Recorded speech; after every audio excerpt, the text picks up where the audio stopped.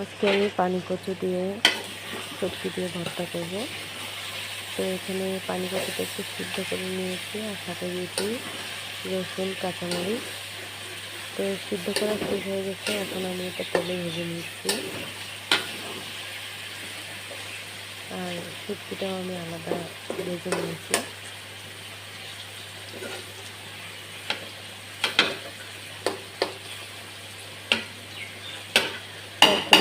সুন্দর করে ভেজে নিব যাতে গলায় না ধরে।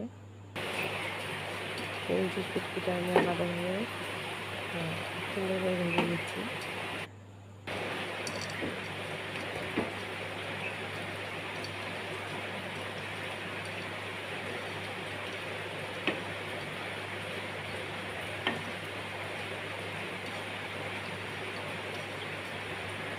শুটকিটাও একদম পোড়া পোড়া করে ভেজে নেব।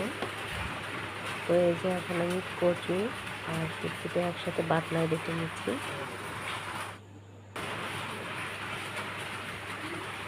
এটা খেতে অনেক সুস্বাদু।